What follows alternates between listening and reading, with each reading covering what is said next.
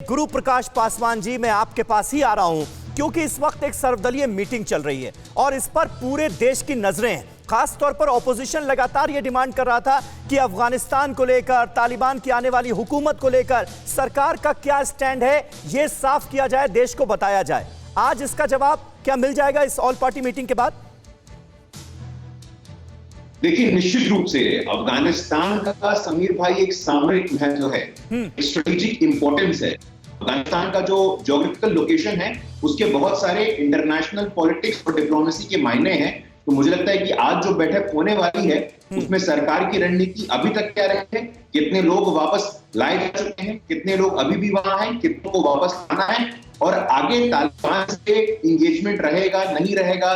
क्योंकि अभी जो परिस्थितियां हैं, अभी सिचुएशन बहुत फ्लूइड है, अभी परिस्थितियां इवॉल्विंग है और हर दिन, हर मिनट, हर सेकंड कुछ ना कुछ परिस्थितियों में परिवर्तन आ रहा है। सही बात। लेकिन मुझे लगता है आज जो सर्वदलीय बैठक है, कांग्रेस पार्टी के वरिष्ठ नेता ने, अधीर रंजन चौधरी जी ने इसका स्वागत भी किया है और हम सब इसका स्वागत करते हैं कि भाई अधीर रंजन चौधरी जी हो, कांग्रेस पार्टी हो, कुछ कुछ मुद्दे ऐसे होते हैं जो फॉरेन पॉलिसी के होते हैं, डिफेंस के होते हैं, स्ट्रैटेजी के होते हैं, वहां सभी दलों को एक साथ, बिल्कुल आप जो बात कर रहे हैं कि सभी दलों को एक साथ आना चाहिए और ये दल बाकी दिखा भी रहे हैं। लेकिन मनीष, जरा एक बात बताइए, क्योंकि आप विदेश मंत्रालय कवर करते हैं, क्या बहुत सारी गुंजाइश बनती है तालिबान को लेकर, अफगानिस्तान को लेकर, क्योंकि हमारा एक ऐसा पड़ोसी है जिसके अस्तित्व को हम नकार नहीं सकते, कम से कम वहां सत्ता स्थापित होने के बाद, और यह भी हम जानते हैं कि अगर हम नकारेंगे तो उसका फायदा उठाने के लिए चीन और पाकिस्तान जैसे मुल्क हैं। तो क्या बहुत सारे ऑप्शंस हमारे पास बचते हैं?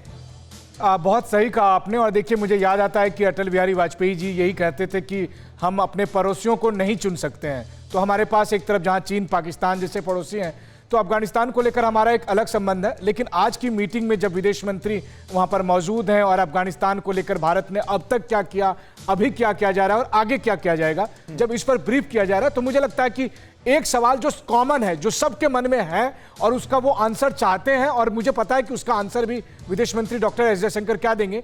वो सवाल यह है कि क्या तालिबान के साथ हमारा कुछ कम्युनिकेशन है, किस लेवल का कम्युनिकेशन है, किस लेवल की बातचीत होती है। तो और उसका जवाब विदेश मंत्री जयशंकर यही देंगे कि देखिए, डिप्लोमेसी में हम बात तो सबसे ही करते हैं, बस इसी से आप समझ जाइए कि भारत का तालिबान को लेकर आधिकारिक स्टैंड क्या होगा। लेकिन फिर है कि भारत के रुख में परिवर्तन क्या है। तो आपको याद होगा कि विदेश मंत्री जब न्यूयॉर्क में गए थे संयुक्त राष्ट्र सुरक्षा परिषद की बैठक में, तब भी उनसे यही सवाल किया गया था और उनका कहना था कि अब तालिबान काबुल में आ चुके हैं, तो हमें अब जो है वहां से देखनी होगी चीजें कि तालिबान काबुल में मौजूद है और अफगानियों के साथ हमारे संबंध है, जिसे आप इन्वेस्टमेंट कहते हैं, उनको हम उनके साथ का रिलेशनशिप कहते हैं। तो इस परिप्रेक्ष्य में हम भारत की अफगानिस्तान को लेकर क्या नीति होगी, ठीक है, यही वो ब्रीफ करेंगे। शुक्रिया, शुक्रिया मनीष आपका इस ताजा जानकारी और अपडेट के लिए।